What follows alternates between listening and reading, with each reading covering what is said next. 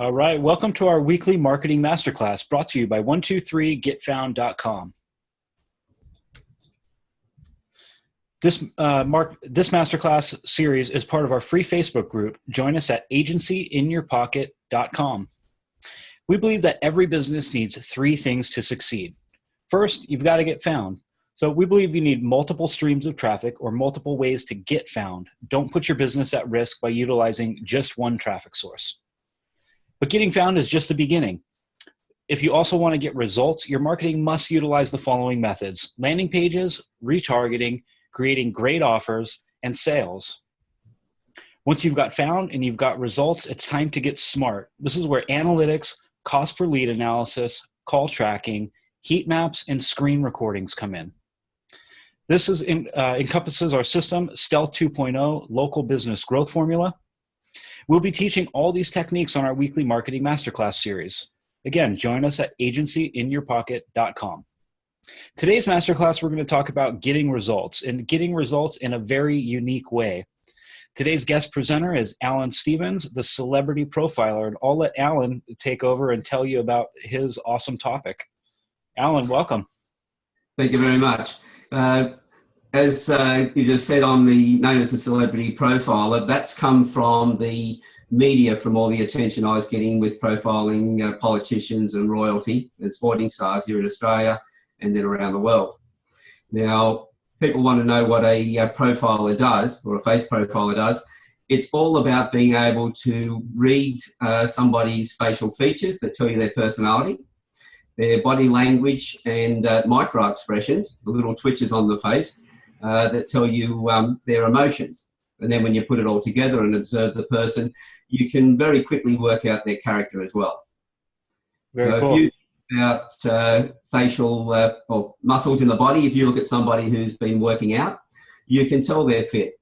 If they're a bodybuilder, for instance, and lifting weights in different ways, they get different striations in their muscles, different shaping, etc.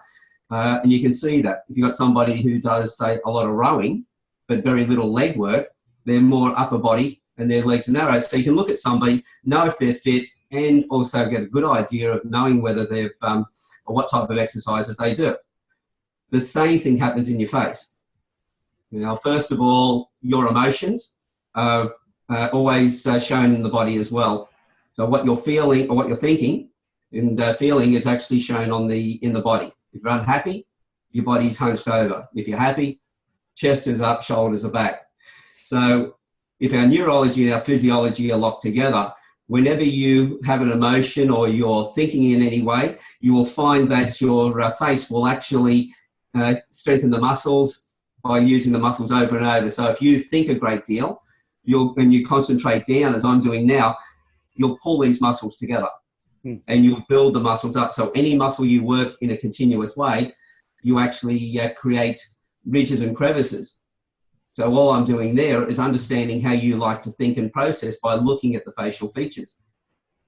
And that gives away your personality. Now, that doesn't tell me what you're thinking, but it tells me how you like to think and process. So as I said, it's only personality, it's not character.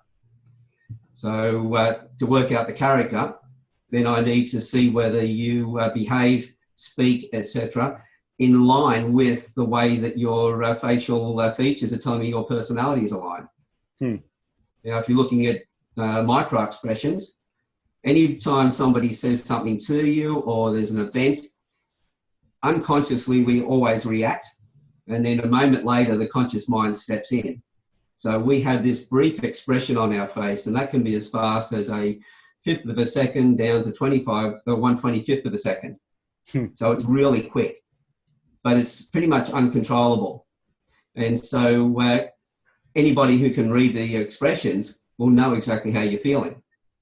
So if somebody said to you that a good friend of yours had just been sacked at work, and you see a little quick flicker of a smile, you know they're not so friendly with that person after all. So they're faking it. So it's looking at the expression in context with what's being said and the situation at the time. So, as I said, it's a really fleeting little twitch on the face, but we can learn to read them quite effectively. And if you can control your expressions, your body will give it away. So because what we do is we take in about 2 million bits of information every second through our 5 senses, but we only process about 134 to 190 odd bits of information every second. So it's close to 1/15,000th of what we actually process is what we actually take in. So is the rest subconscious or not processed at all? It's either distorted, generalized, or deleted. So that's one of the reasons why if both you or the audience who are listening to this were all sitting in the same room, we would notice different things because of where our focus goes. So if you're somebody who is more kinesthetic in the feeling and the air conditioning is a little cool, you'll be concentrating on that. You'll be aware of it. But somebody else who doesn't mind the coldness, they'll be focusing on something completely different. So we miss a lot of information, but the unconscious mind has taken it all in. Yeah.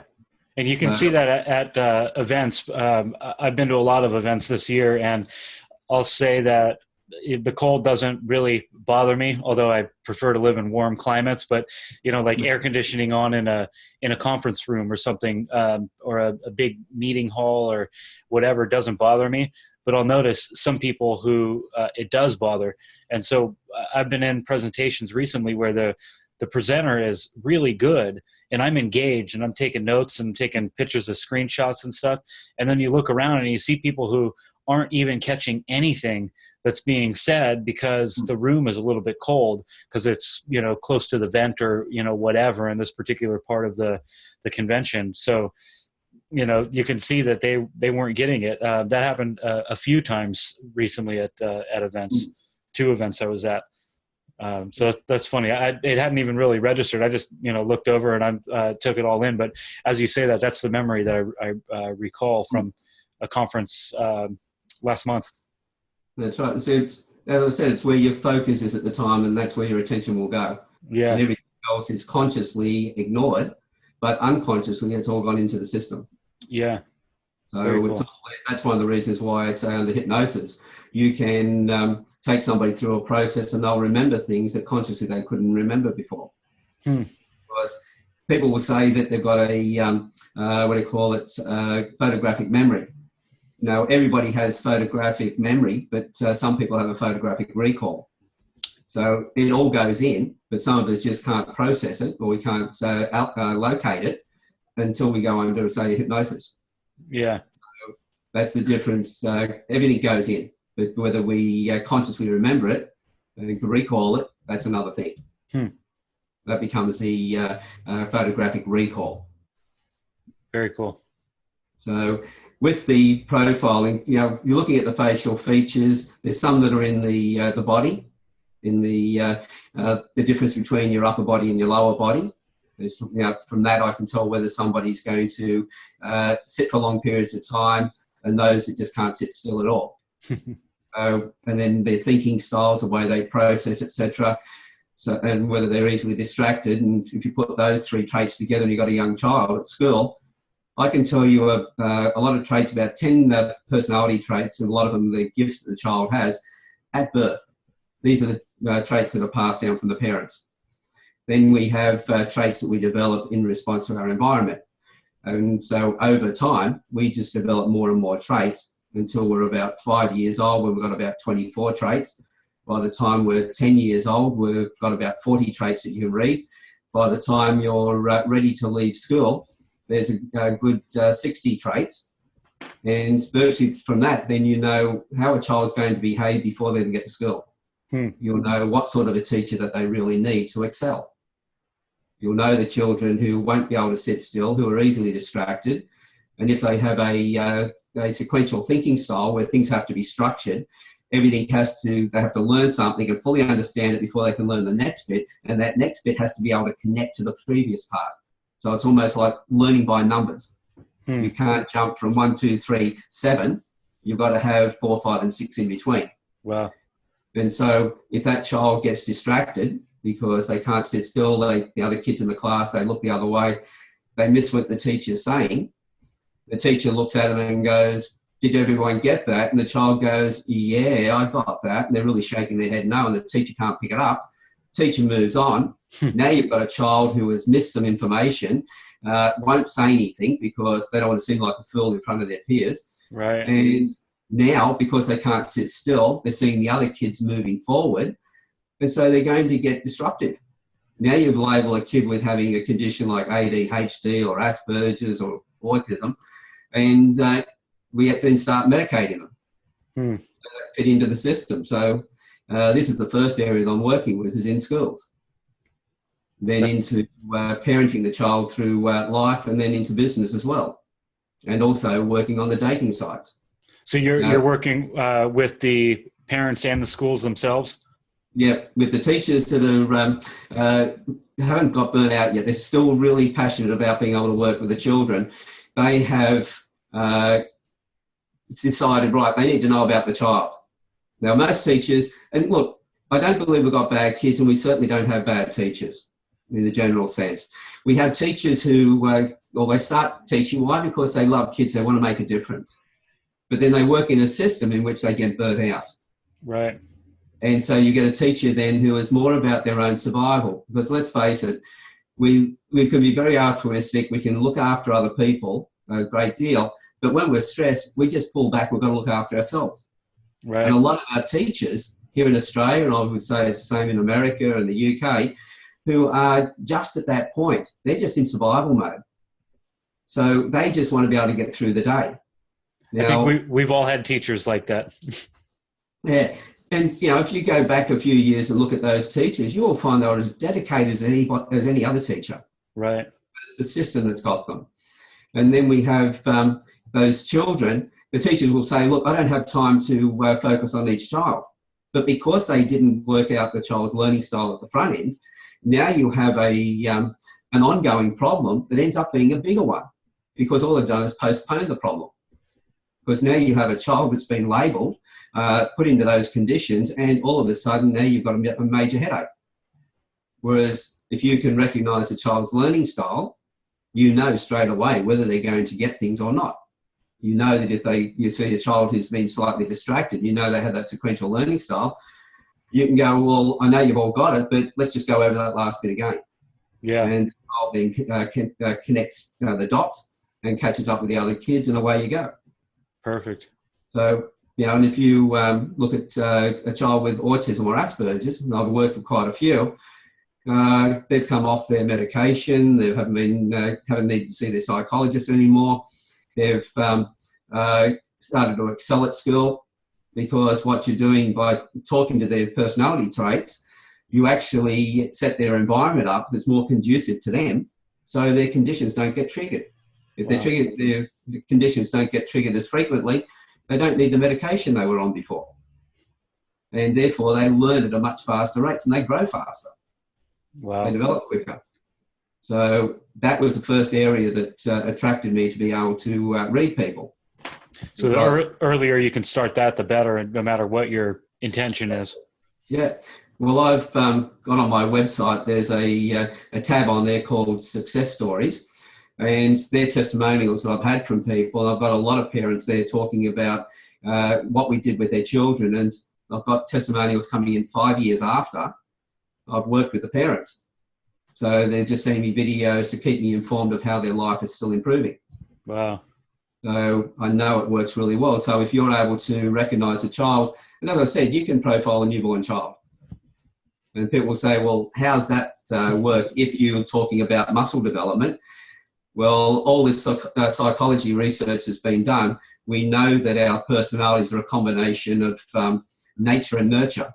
So the nature being what's been passed down from the parents in the DNA, and the nurture being our response to our environment. And it's not 50% on both, but on some people it's more than 50% would be the nature. On other people it's less than 50%. So, but you've still got traits passed down from the parents. Now those, a number of them I can see in the newborn baby. And you can do this on a photograph. I've heard from other people who've told me about you doing that in a room with a bunch of people, and people gave you photos of their kids, and you did the same thing. Well, that's right. Well, in the one of the business groups in Sydney I'm working with, we first started, it was a collaboration group. We looked at what everybody else was doing in their business to get an understanding, to see how we could support them through our networks. And after the second session, the second major day we had together, I just looked at them and said, you guys are still struggling with trying to get your head around what I do. So I said, the quickest way, give me your children's photographs and I'll tell you about your kids. Now, from that, one of the fathers who had his son was 5 years old at the time and his daughter 7. The son has a music trait. So where his son was a little bit more hyper, he wasn't really connecting with him as well as he wanted to. He then found that he could use music to make better connections with his son. And that's worked brilliantly over the last 2 years. His daughter had a couple of traits that I could see were a great gift. In one being a pioneer, wanting to do things that other people hadn't done. The other one coming up with ideas that other people wouldn't understand and wouldn't have actually been able to pick up. Now at school, I could see her coming up with these ideas and being, how does that work, and not being able to explain it fully. From the teacher and everybody else, and all these people under pressure to get through the day, would go, that won't work, just go away. So she'd get put down and that would affect her confidence. Definitely. So after I pointed out to her father how to nurture that and how to draw out of her when she came up with an idea, how to get to think about more into it deeper and come up with some suggestions on more content and how it will all work. At the age of 7, she wrote a book. She became a published author. At the age of 8, she became the youngest person to ever climb the Sydney Harbour Bridge.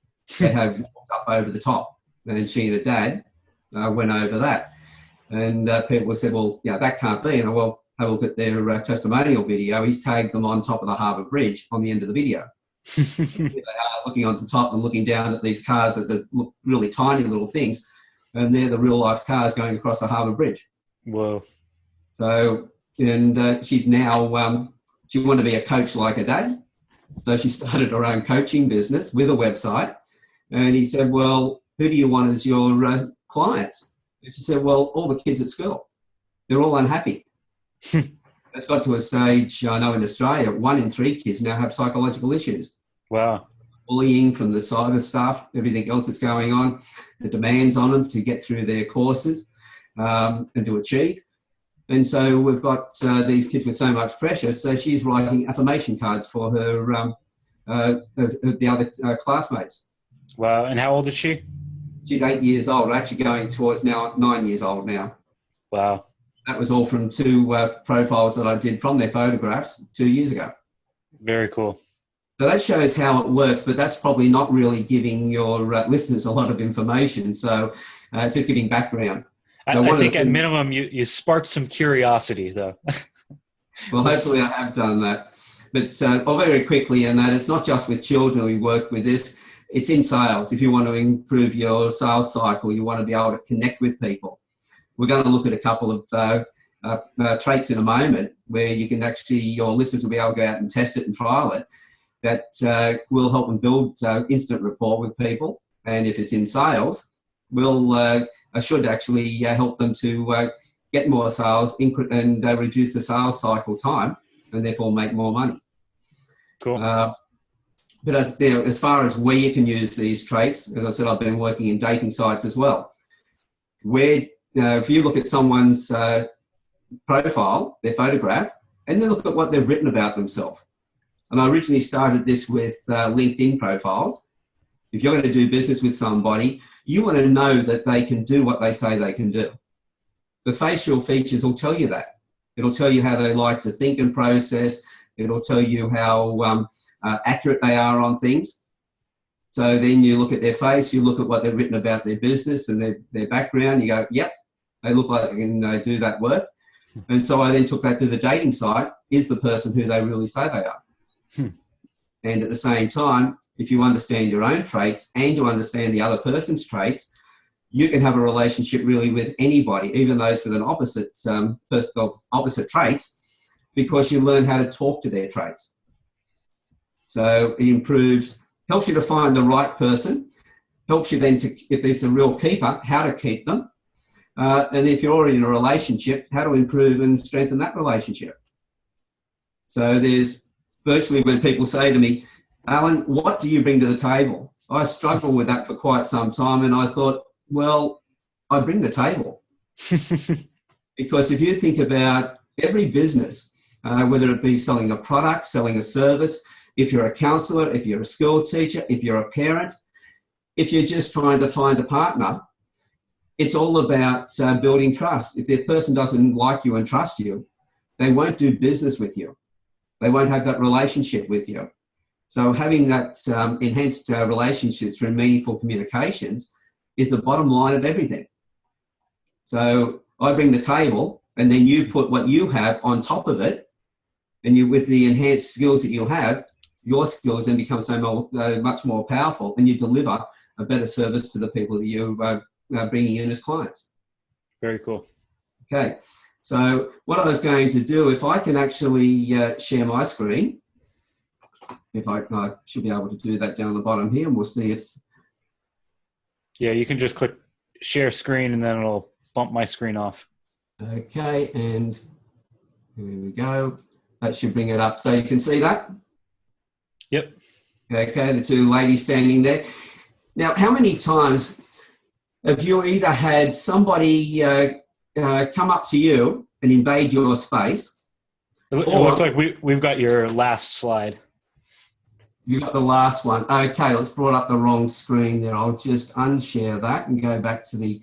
So I said to you earlier on, I've got a number of monitors, and where are we now? That should be 4. Where are we? Yep.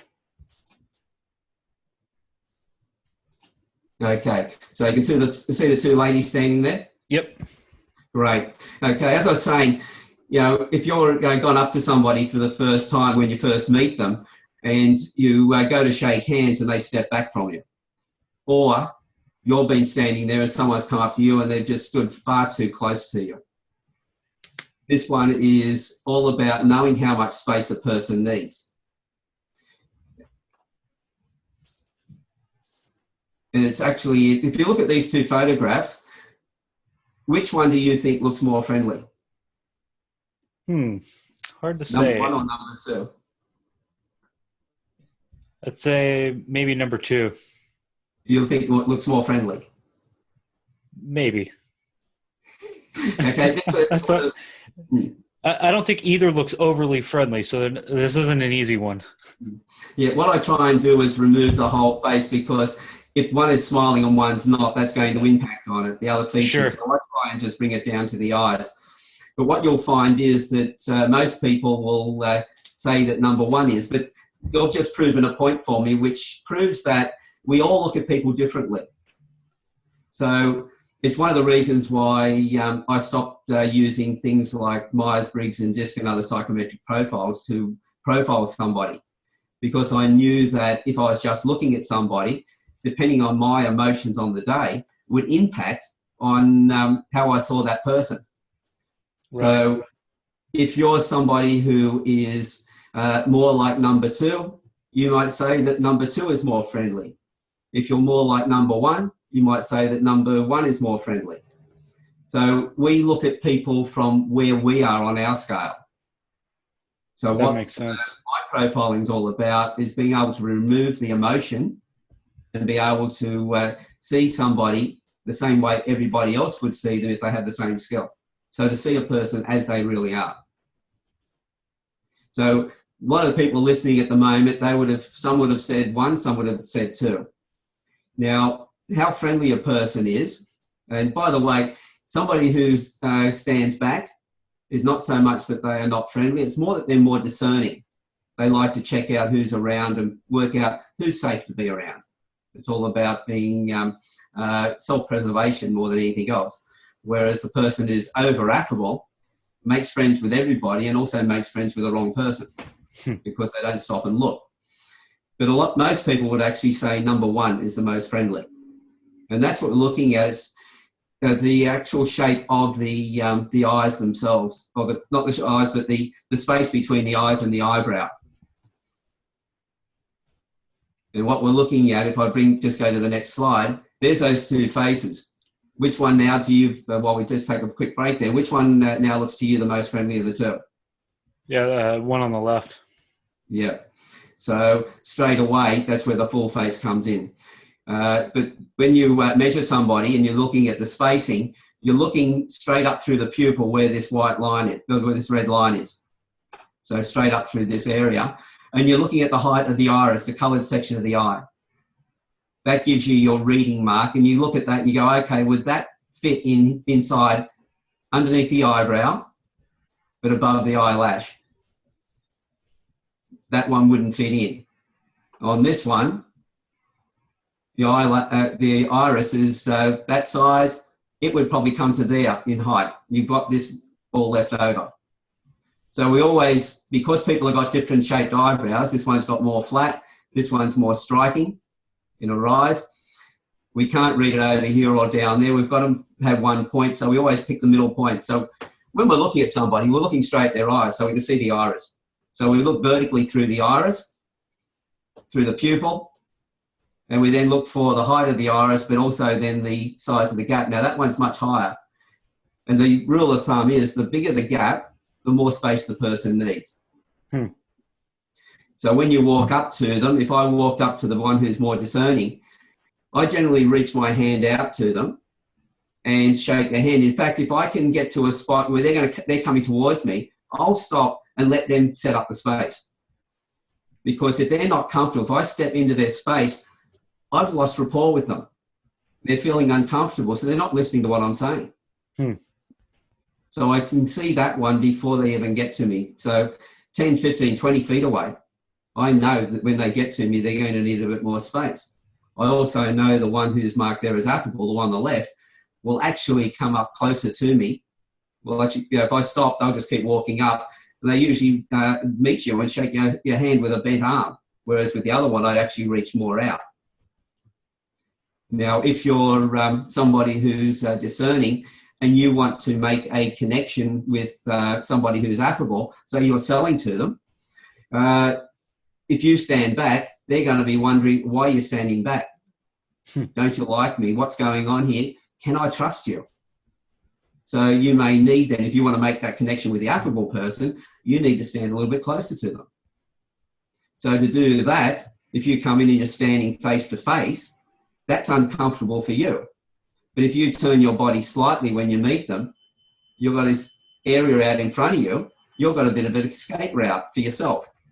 At the same time, when you're talking to them, the arm you have that's closest to them, if you're going to talk with mannerisms, that's the arm that I'm moving. So that allows me to have a bit more space away from them if I was discerning. At the same time, they're going to have my arm close to them, so they're going to feel comfortable and I'm not standing away from them. So by using the facial features, it tells me the space they need, but then by using the body language, I can have my comfort, if I'm a discerning person, and they, if they're affable, can feel that I'm friendly and I'm somebody that they can trust.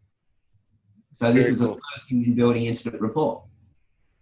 So for those people who are more discerning, if you're affable, you don't go up to them and touch them. You know, some people are very touchy, and you'll generally find they're the ones with the lower set eyebrows. So it's more a case of you've touched them, it's disrespectful. I had one lady talking to me the other day, and she said, yeah, she'd met this guy. It was all very great and everything else. They were all friendly and all the rest of it. And he put his arm around her waist when they were walking through one of the doors. She never trusted him after that again. She had very high set eyebrows. So it's knowing the other person's trait and then talking to the trait and dealing with the trait in the way that you know that trait wants to be dealt with. So that's the first thing, is setting up that space. The next thing, how many times have you gone up to somebody, you've been doing a presentation, for instance, in a sales role, and as you've been speaking to them, everything's been going fine. And then all of a sudden, they've just switched off. And you've just sold yourself out of the deal. Yep. Or somebody's been speaking to you and they're just going across the whole story, but there seems to be a lack of information. And you then stop them and try and get more information, and then they go to the next bit and they just go to the next one again. You're going, hang on, what about the information here?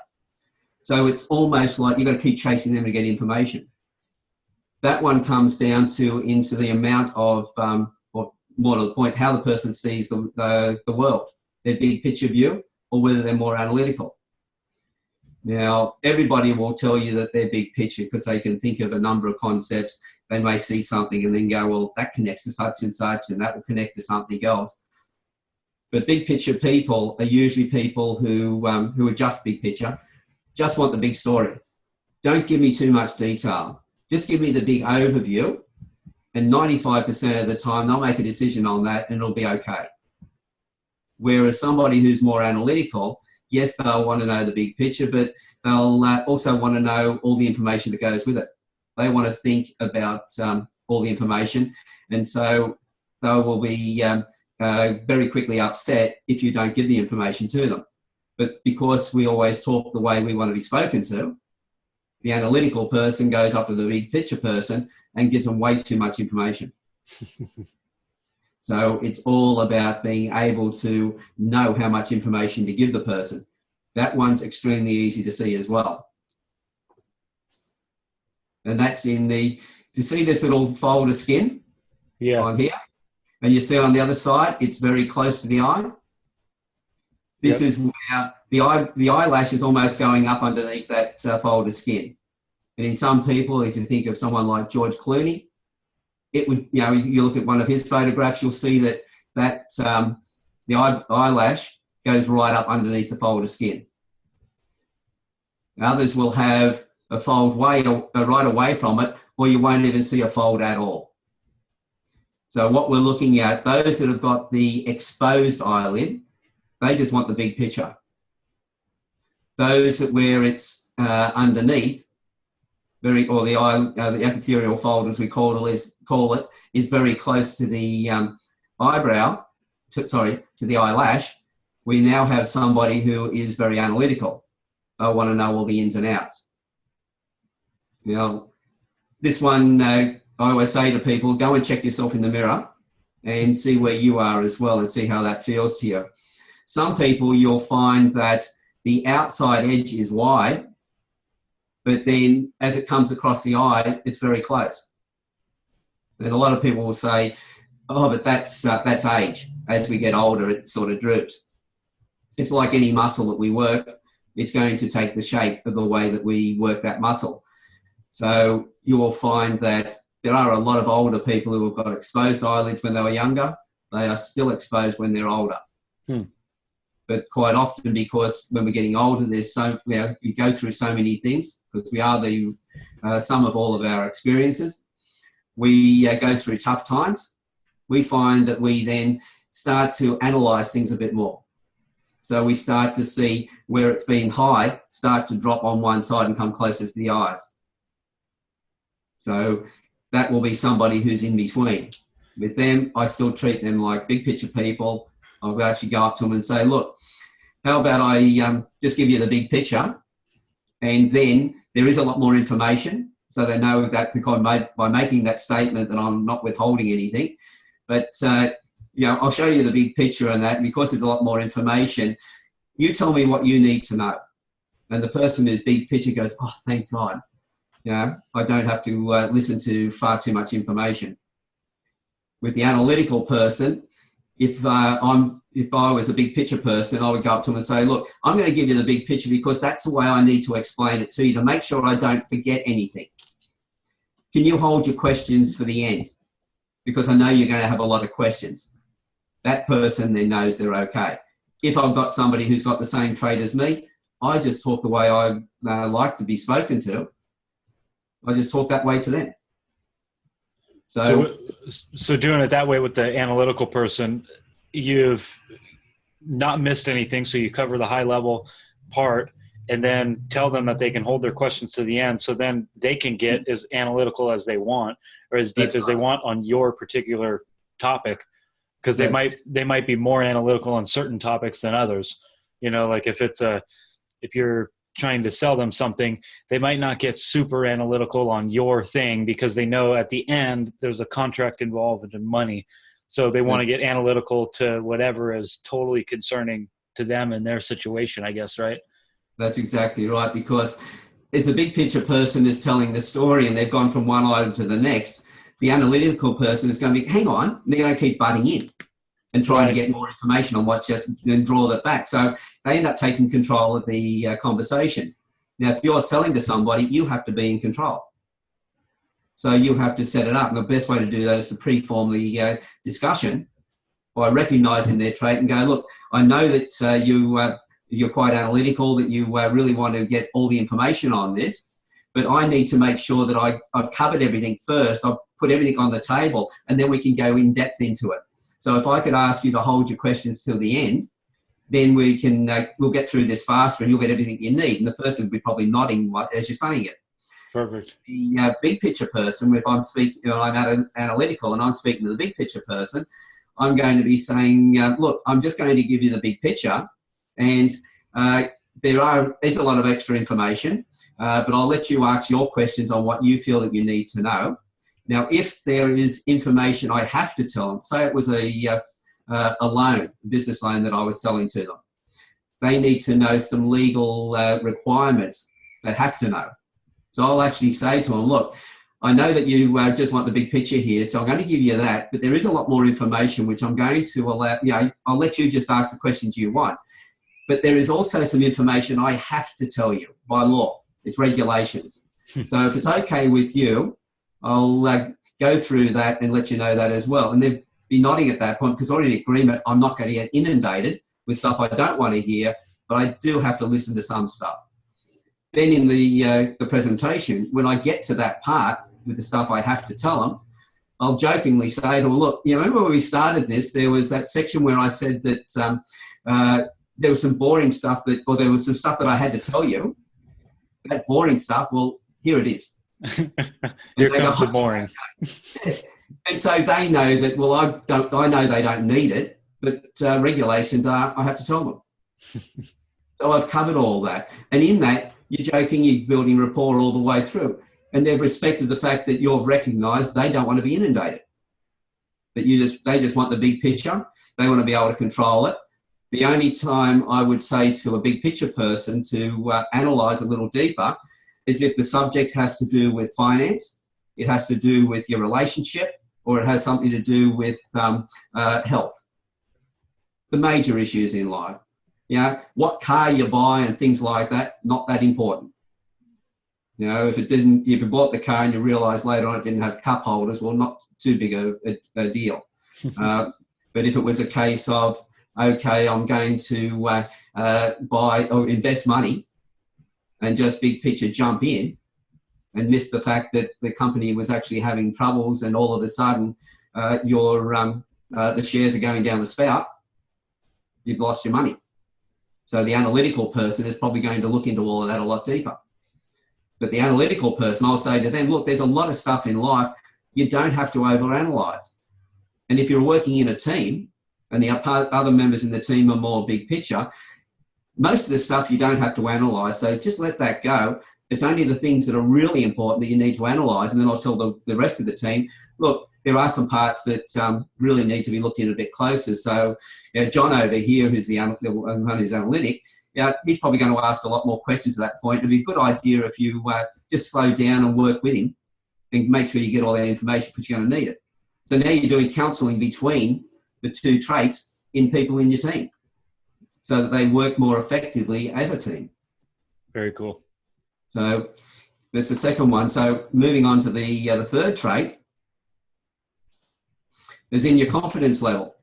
Now, when it comes to confidence level, this is not a measurement of somebody's ability. It's more about their feelings of their own ability, which is usually wrong because those people who are overconfident quite often don't have enough information.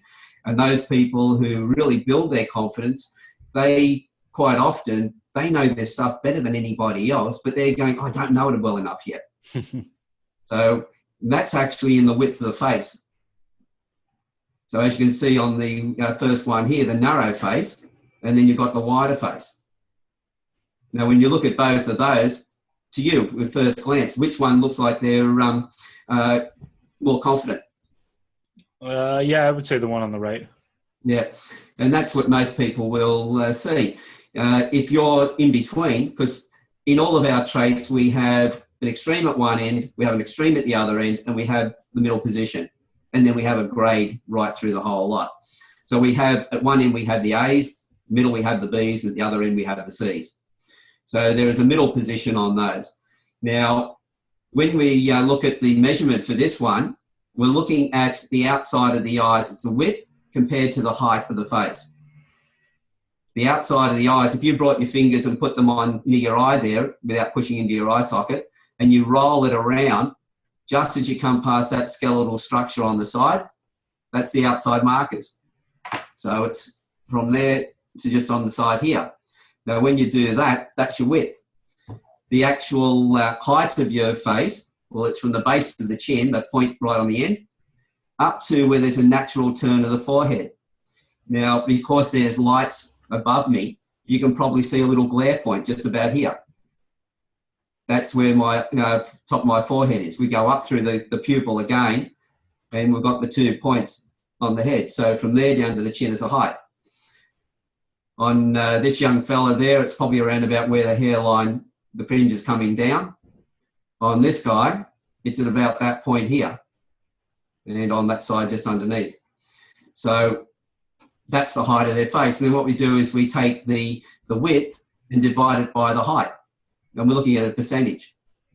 Now, in an accurate reading, anything under 60% is a narrow face. Anybody who's over the 70% is a wide face. What I usually say to people, though, is don't struggle with it. Just look at the face and go, which one, do they look like they've got a narrow face, or do they look like they've got a wide face? And if you go, well, I'm not quite sure, then they've got to be in the middle.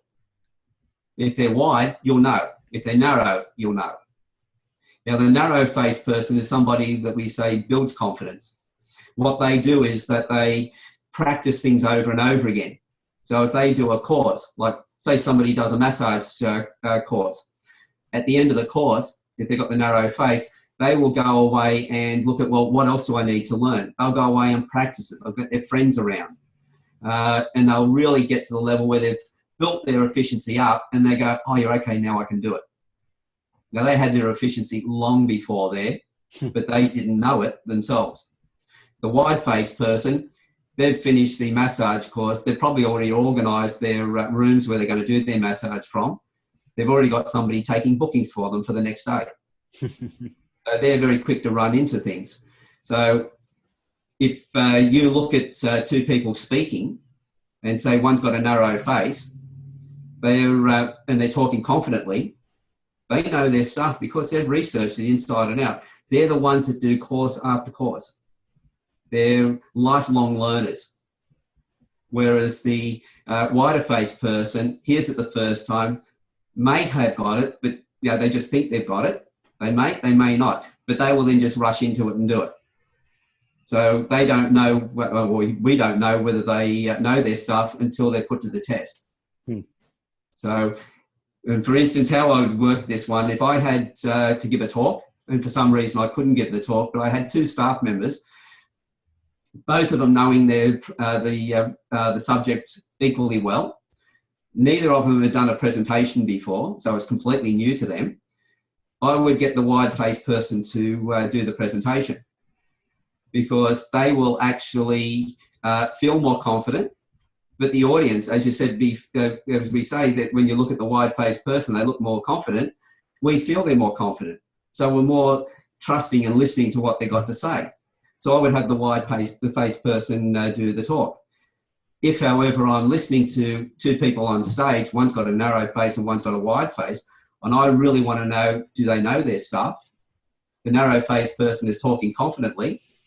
I'm not going to try and test them because if they're talking confidently, they definitely know their stuff. The wide-faced person, though, I don't know until I put them to the test. So that's the one I'll ask the tricky questions on and see if I can get them to stumble. If they know their stuff, they'll be fine. But if they don't and it's in something that's really important, they can crash and burn.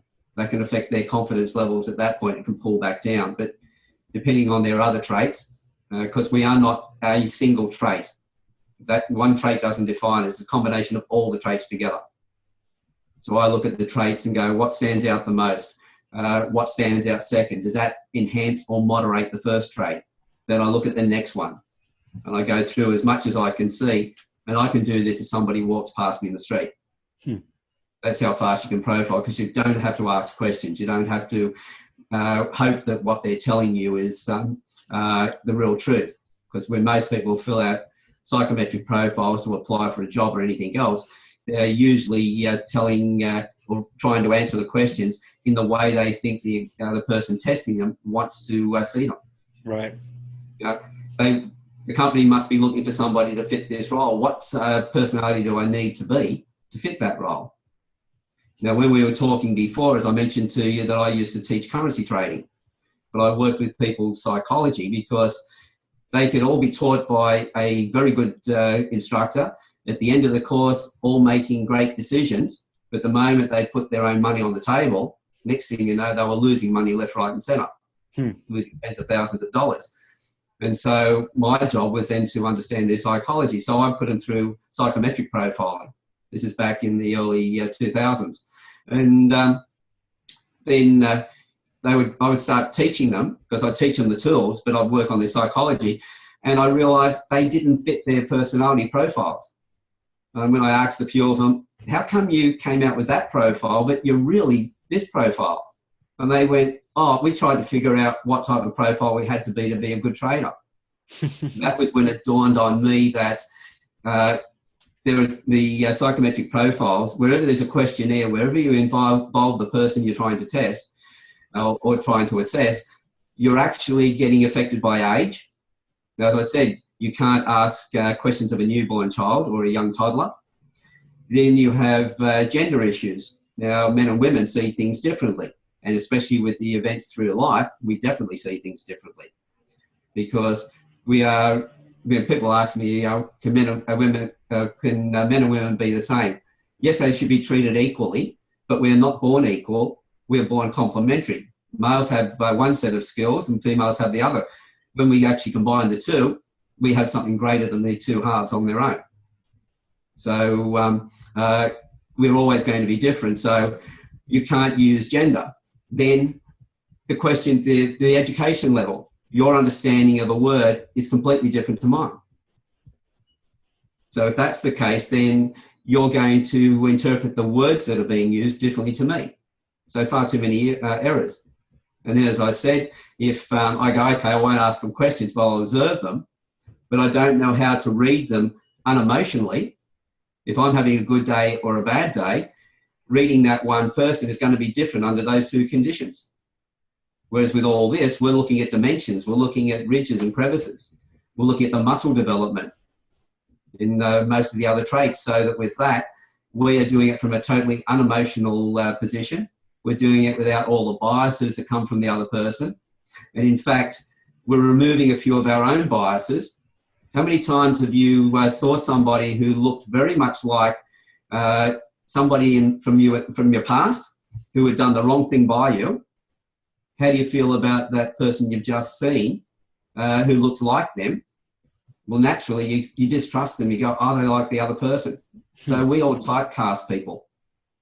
So when people say, do I judge people? I go, no, I see people as they really are. Whereas the way you look at them now, you're judging with your old biases. So you can have two people looking at a third person, and both those two people will see that third person differently. When you profile this way, we all see the person the same way, and we see them, instead of putting them in a box, we take them out of the box and we see them as an individual. Because there's not one person on this planet who's the same as another person. Everybody's different. Even identical twins, as their life experiences take them down different paths, their facial features will start to change. You can always see differences unless they've been joined at the hip all the way through and had exactly the same experiences. So 7 billion people on the planet, 7 billion different personalities. And everybody has gifts. So if you recognise that, everybody's an asset. You know, even somebody, we say, well, what about psychopaths? in wartime, they really fit a role. You know, there's certain positions they fit in.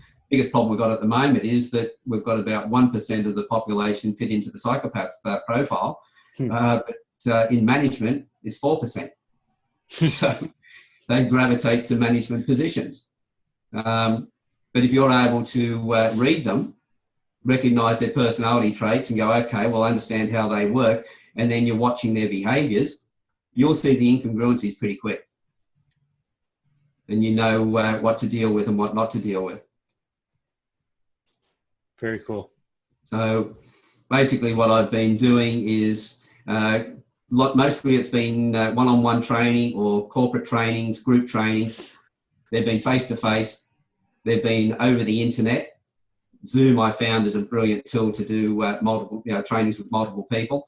Then I decided, well, that's a lot of duplication for me. And there's a lot of different programs I want to put together. I had a lot of requests for dating profiles, because a number of people who have come to me and then gone, they've been students and then they pulled their phone out and they go, I just met somebody. I just want to keep her. And they go, well, there's some traits that show that somebody's an automatic giver. They're quick to give. But it means that they usually don't think when they give, they just give a lot. And then tomorrow they may go, I shouldn't have given that. And I'll say to the person, well, let's look at your traits first. What is your love language? How do you like to be treated, etc.? What do you need to know? Do you want somebody to just give you gifts, or do you want to know that the person loves you when they give you a gift? That's in the facial features as well. So I can tell you the ones that stop and think before they give. So that person may not have the traits where they will tell you they love you, but their facial feature will tell you that when they do give you something, they have thought about it to a great extent. So know your own traits, know what you're looking for, know the other person's personality traits, and then know how to talk to their traits and know whether that person's going to match your love language. So if you're looking at with 5 love languages, is it what do you call it now, words of affirmation? How do you speak those words of affirmation? Facial features will tell you that. Physical touch. What type of physical touch? Again, as I said, the affable person or the discerning person, the closeness or whether that closeness is in public or whether it's only just in private. Face will tell you everything. As they say, the eyes are the windows to the soul, but your facial features are the windows to your mind and thinking processes. So it tells you everything you need to know. So, as I said, read somebody from their facial features, understand their personality, then start to talk to them in the way that those traits tell you that they need to be spoken to. Once you've got that in place, then you watch their body language and their expressions to tell you whether you've got it right. So I never assume anything, no matter how many profiles I've done, and they're in the thousands. I'll always test it with the person and get my feedback and know that I'm right. And when somebody says to me, oh, no, I'm not like that, I'll just start talking to them, and out comes the body language and expressions, and I go, yeah, well, you just told me that you are. So, and it's all about how to connect with that person. Because this is not, so people have said to me, can you manipulate people? Not if I teach you, because it's all about making sure that you focus on the other person to understand them, to make a better connection with them. And if you're concentrating on the other person, you're looking at what they really want, so you're focusing on their needs. And then you're talking to them and dealing with them in a way in which you're delivering to their needs. So even somebody who's a bit selfish, just through the way I train and the way that they use this stuff, they naturally start changing their ways. And they become more caring towards the other people, because they now realise they're getting a lot more than what they ever got before when they tried to manipulate. So basically that's what it's all about. So I'll just unshare that. I'll actually just go back and share that again, just so I don't forget. Yeah, we'll share that URL for more. Yeah. So what I've actually done, I'm using a training platform that's not mine, but on my website, what I do is I always use redirects. So if you want to find out more about what I do, it's the alanstevens.com.au. If you want to find out about the online courses I'm putting together, I've got the Smart Online Dating course. And on Friday, I'll have this Business Essentials Fast Start course up. where you can learn about 8 different traits. You'll go into more detail on the ones who have done there, and another 5 traits, which gives you that information on instant report. Cool. And this way I can get it out to more people at a cheaper price, because my whole focus is the more people who know how to read each other, they're going to have better lives. If they're raising children, those children are going to grow up with less emotional issues. They become better adults. They become happier. They're able to find the careers that they really want to, that will suit their personality. And that's one of the things, as they're going through school, you read a child's personality traits, you can know what careers will suit their personalities. Then you can give better directions on what studies to finish off in their final years that set them up for their career. And if they're in a job that they love, they're going to perform better. And if they perform better, the company's going to make more money. And if the executives know how to understand their staff, they then react with their, and build relationships with the staff where the staff are even more productive. So if you have unhappy staff, you've got a staff member who's being bullied, the performance of that staff member drops 70%. And everybody else who observes it or feels unhappy, their performance has dropped by at least 40%. So most companies today, I would say, are making only 50% of what they should be making. And it doesn't take much to do it. It's just learning a few of the traits, knowing how to deal and connect with people so that you have better connections. Everybody's happy, and if everyone's happy and they're in the jobs that they love to do, that they really suits their personalities, they're more efficient and everyone's making more money. So my target is to get more people around the world so we can get into education and make big changes there as well. So that's why I've made the courses extremely cheap to get them out to the numbers. Very cool. Yeah, I think you're hitting the big markets, to start with kids and then go all the way up through business, dating. I mean, you're covered it all. And so we covered 3 today, and there's 80 in total. Yep. I had about 68 up until a little while ago, but I've been looking at some new traits through other systems. So one of the things I do is I'm a collaborator. My target, somebody said to me when I put these processes together, the micro expressions, Paul Ekman over there in California, he was the expert. He was the one who did all the research and realized that there were expressions on the face which are universal. We've got about 10,000 different expressions we can pull using the different 43 different muscles we've got in the face. There's 3,000 that he and his team have given names to, but there are 7 expressions which are universal. So those ones are the only ones you need to learn, but he doesn't work with facial features. Then I found a lady by the name of Naomi Tickle, who's a dear friend of mine, who has become one over the years now, who taught me the facial features. But she didn't look at the facial expressions. In fact, she sort of was a bit wary about them. And I went, these two work together. Because if you think about those high set eyebrows, it makes the person feel that they're more reserved. They look more reserved to us. Well, it's the same as fear and surprise. The eyebrows go up high. That person pulls back. We pull back. Right. So I thought those two needed to be worked together. But you may miss some of the facial expressions. So what about the body language? So I brought that into it. And I thought, well, then you've got to be able to talk to the trait. So NLP came into it. So when I put rapid trait profiling together, I'm it worldwide. So my target had to be to create competition and train them to the highest possible level as fast as I possibly could to be able to get this out to more regions. So I'm teaching, working with schools in America. I'm working with people here in Australia, Europe. So I'm training around the world, but I've only got so much time. Sure. So I need to be able to get more people doing this, and I've got to make sure they're doing it right. So I've got a moral obligation to train my competition. So I'm into collaboration. So any coaches listening to this who want to know more, please get in touch with me. That same website, you go in there, there's a contact form. Just shoot me an email and we'll get a conversation going. We'll get on Skype, we'll get on Zoom, see each other, get a chance for you to get to know me and me to get to know you. And we then realise, well, how can I help you in your business? And how can you then, because what I'm teaching psychologists. I'm not a psychologist myself, but I teach psychologists how to profile. Counsellors, coaches, business people. So if you're a business trainer, I will train you to become the specialist in your field. If you're a counsellor, specialist in your field. So you become the leaders.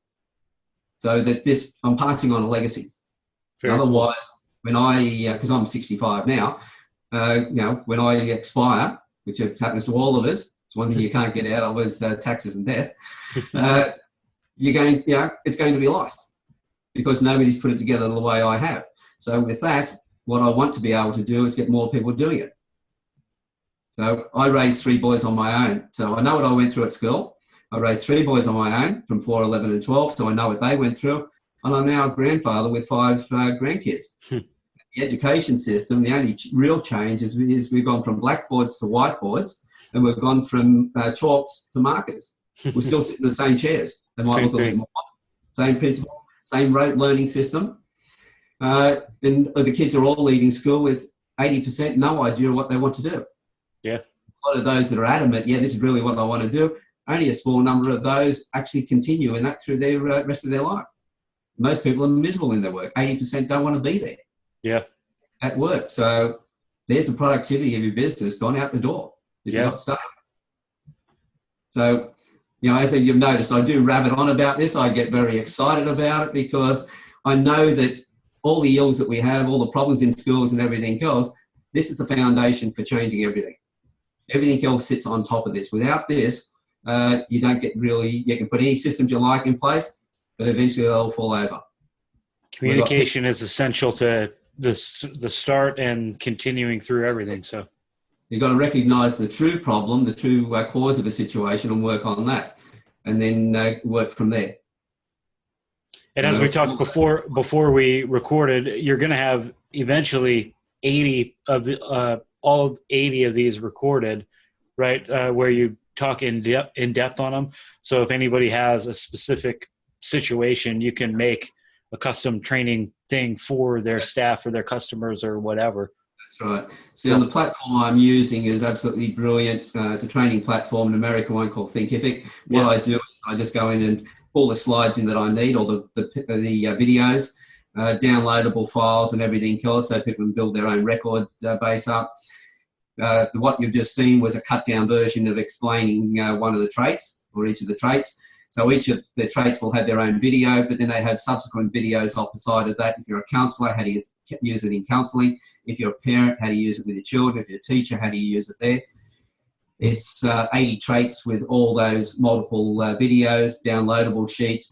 All that will be sitting there. So even after I'm gone, somebody else can then be putting those courses together. Somebody says, right, this is my particular need. Okay, these are the traits you need. Cool. And these are the videos, and away you go. Awesome. So we'll, once this makes it onto the blog, we'll put a link to it so they can find that, and it'll be forever accessible. That'd be brilliant. Thank you. Very cool. Well, I appreciate your time. Thank you so much. I know it's a little bit early over there, so we're in the afternoon as we record over here in the States, and you're in the morning over there. So I appreciate you jumping on and sharing all that stuff with us. No, you're welcome. But, as I said, this it's such great stuff that when people use it, this is why I'm very happy to get on and share my stuff wherever I can. Very cool. I appreciate the opportunity as well. Yeah, thank you so much. All right, enjoy the rest of your day. Thank you very much. And goodbye, everyone. All right, bye.